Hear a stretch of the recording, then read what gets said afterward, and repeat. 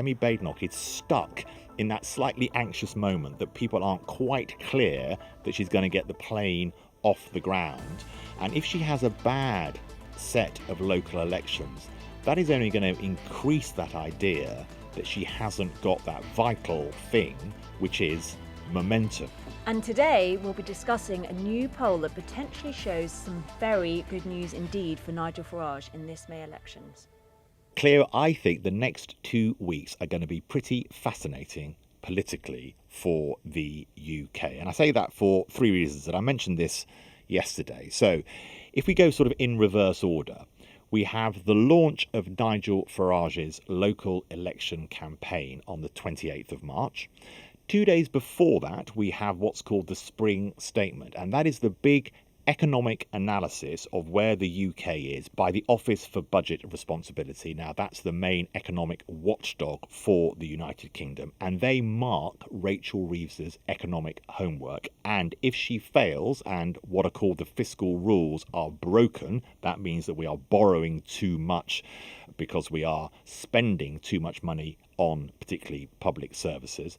That is going to be a very key moment on whether Rachel Reeves is on the right trajectory on growth, which is the main thing the Labour government have tried to offer the country as the reason for voting for them. So that's on the Wednesday before the Nigel Farage announcement. And then next week is the big announcement, that is, how is Labour going to propose cutting the huge and ballooning benefits bill for people who are out of work and on sickness benefits or on disability benefits. And those three things are going to really set the tone, I think, for the rest of this year.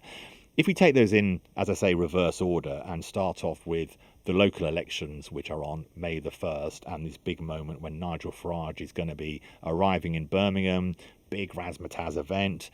Camilla and myself will be there. A new poll has come out in the Telegraph this afternoon, which is the first proper analysis of how well reform may do. And it's looking pretty good for them. I mean, if we're using Nigel Farage's big event in Birmingham as an example, lots of people think local elections don't really matter, but I suspect if you're a Birmingham resident putting up with the bin strikes at the moment, you'll feel differently. I mean, the polls for the last few months have been telling us that reform are creeping up in popularity and doing well. And despite a slightly rocky week for them in SW1, it looks like nationally that isn't making any difference to them at all. Despite Angela Rayner's best efforts to, let's say, try and dampen them with the delay of some of these local votes taking place, it looks like Nigel Farage's party is set to win 8 councils, bearing in mind they're on 0 right now, to the Conservatives' 10. And actually, if Rayner hadn't got involved, it looks like he would be winning 12 to the Conservatives' 11. Now, on the one hand, this doesn't really matter to Labour, depending on whether they lose thousands and thousands. That's an important question. On election night, when we wake up on the 2nd of May, or if you've not gone to bed because you can't handle the excitement, it's possible the headline will be how many councillors have Labour lost. The reason this matters is because it's obviously Keir Starmer's first big electoral test since the general election landslide, and it's all partly to do with your party morale, what your membership's doing, what your voluntary party are doing. Thousands of party volunteers are councillors, and these are paid jobs, around £20,000 a year. So if you lose your seat, you really feel it, and it's one of the things we found when I worked for particularly Theresa May, who had a terrible set of local election results in 2019 and European Parliament results, which really triggered her resignation within weeks. Those people who are part of your party and who have these jobs as councillors, they're not, when the next election comes around, they're not going to feel inclined to put on their trainers and their Fitbits and go and door knock for you with their rosettes on. It's the perfect way to lose the confidence of your kind of party rank and file.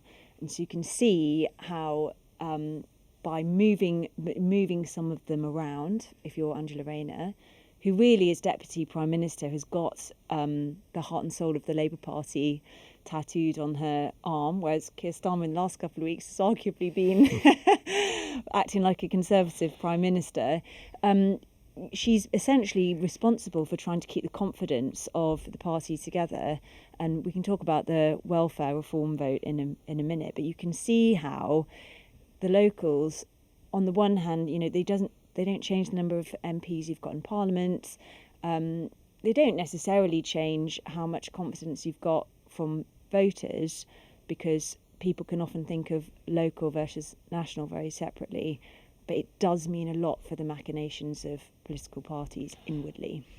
Farage has made really, really clear that these local elections are this staging post on what could be an assault on Number 10. Now, whether that comes true or not, of course, only time will tell.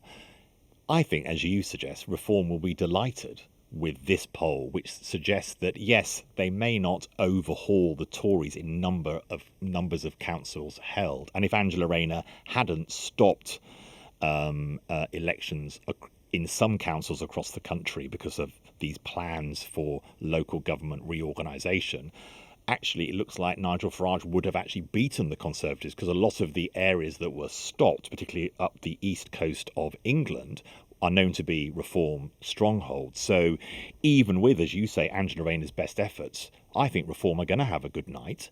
And the big problem, let's just deal with Kemi Badenoch for the Conservatives. They're obviously coming off a rather high watermark, because the last time these councils were fought over was under Boris Johnson when he was in his pomp. The story in the morning is going to be how many councillors has Kemi Badenoch lost. And as you say, that's not just a problem because she's been in position since last autumn.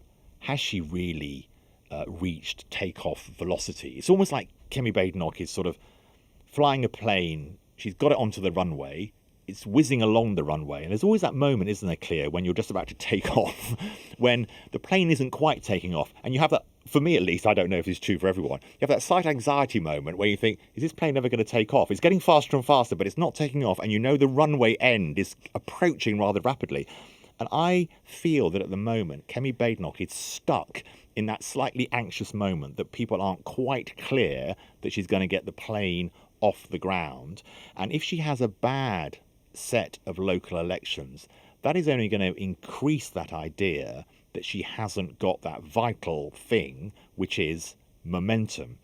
And that affects, as you say, the mood of the ground troops, the mood of the party, as well as voters looking at her and saying, are you actually a winner? Are you somebody who could gain, that momentum you need to be able to tackle Labour's large majority, although very shallow majority?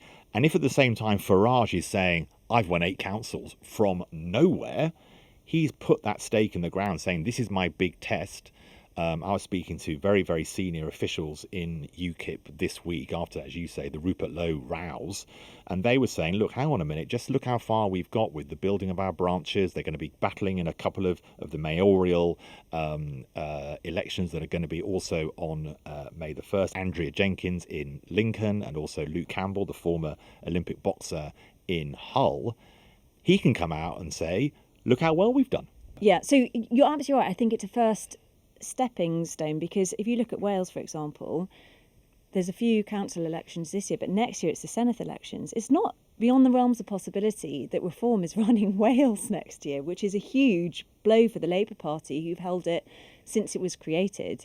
One of the things I think, without meaning to sort of throttle your metaphor about Kemi Badenoch being on the runway too much, but whatever you think of her kind of personal qualities and skills, she is at a massive disadvantage where, so much of getting a plane to take off is about the ground crew fueling it properly, and the engineers having twiddled the right knobs and dials and so on. And she's inherited, again, on just looking at the party and the party machinery, she's inherited a complete dog's dinner. They have no money at all.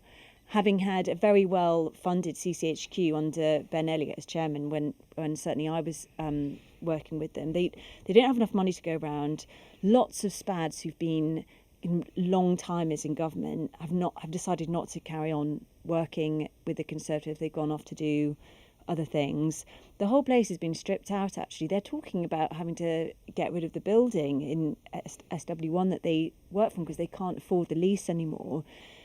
With that in mind, it's hard to expect her to be producing, what I'm sure will be a great speech next week, but how much policy depth can there be within it? Because does she have the same quality of people that, say, David Cameron had in the run-up to 2010, when they had a very well-funded, very effective political and policy operation in CCHQ to hold the government to account?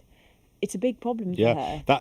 It's almost like that idea of an army marches on its stomach, a party marches on the operations, the ground troops, as you say. Kemi Badenoch has got this big speech on Monday. It's at an event which is being organised by the Centre for Policy Studies. It's called the Margaret Thatcher Conference on Remaking Conservatism. I'm actually chairing one of the events there. It's going to be a really interesting discussion. But at the end of the day, I think it's, in the afternoon, she's going to get up and put forward some policy announcements about which way the Conservatives are going to go.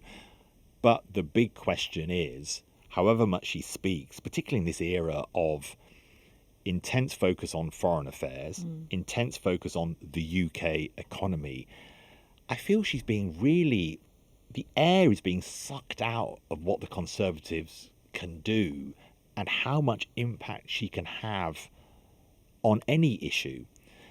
Nigel Farage has the knack of, he knows how to create media noise and social media noise by picking subjects and going hard on them.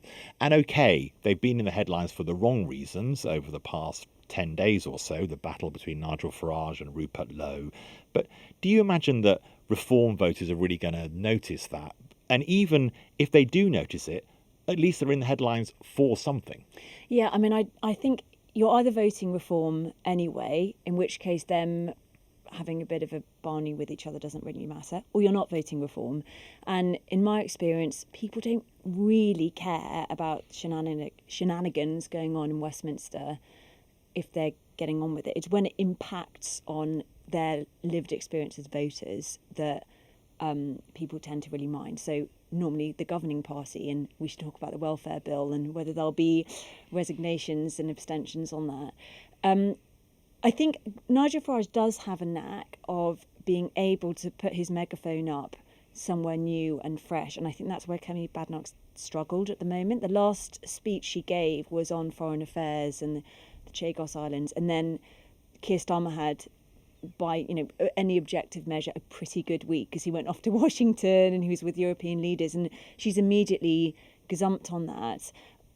What I would hope anyway, if she's speaking at a Margaret Thatcher conference on Monday, is that she starts thinking about some of those back to basics policies that Thatcher had. Obviously she had an ideology, but she was sharp on the lived experience of voters, how much was a pint of milk and a loaf of bread.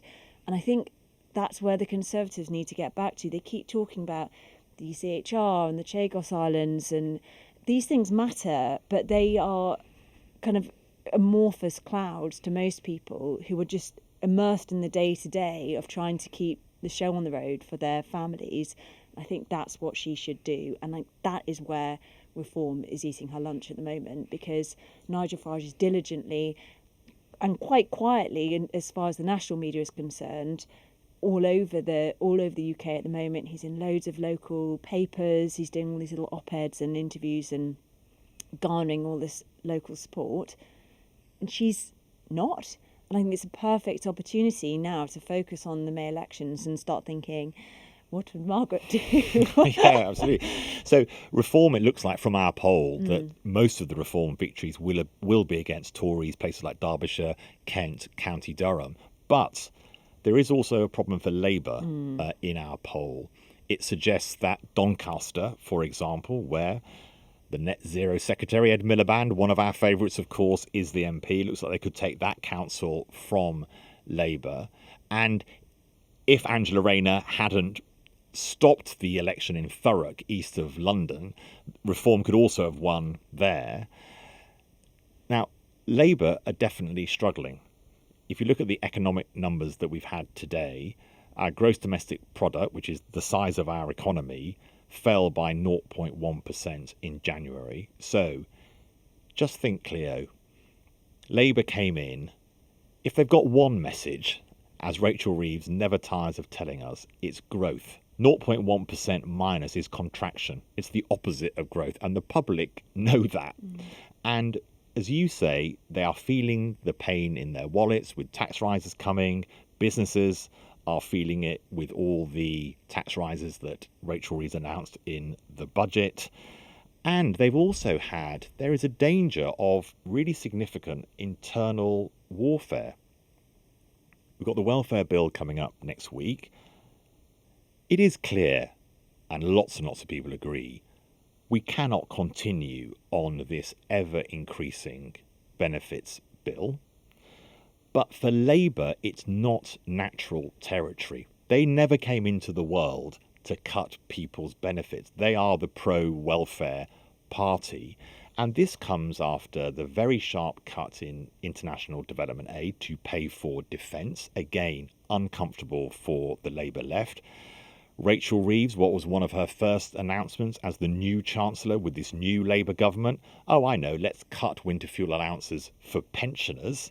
Now she's going to announce, or well, Liz Kendall, actually, the Work and Pensions Secretary, but there's the firm hand of the Treasury all over this announcement next week. Now they're going to cut the benefits bill, or at least, I keep being told by my Treasury sources and officials, we're going to reduce the rate of increase, not necessarily cut the overall bill, but some individuals could see a cut.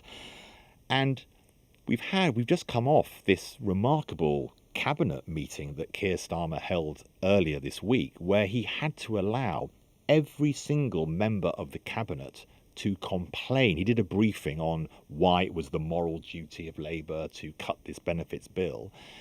He lays out this proposal to the cabinet in the last few days, and every single cabinet minister, almost like they wanted to put it on the official record, raised concerns that Labour did not come into government to cut people's benefits. Otherwise, what is the point of Labour? And there is this really big issue now with the benefits bill proposals coming out next week, already delayed for a week because they couldn't get agreement.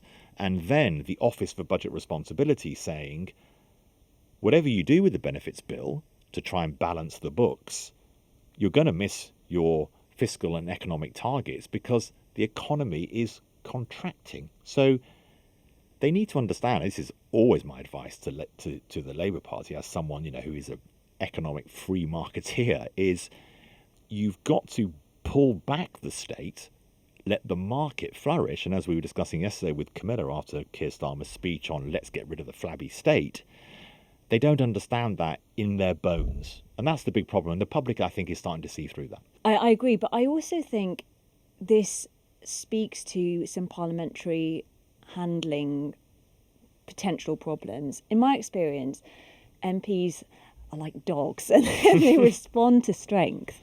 So the Labour the Labour whip and the powers that be need to decide how heavy-handed they're going to be with people over this. They've already delayed a week because there've been concerns with the cabinet, and they're obviously working out how to handle this on a kind of parliamentary footing.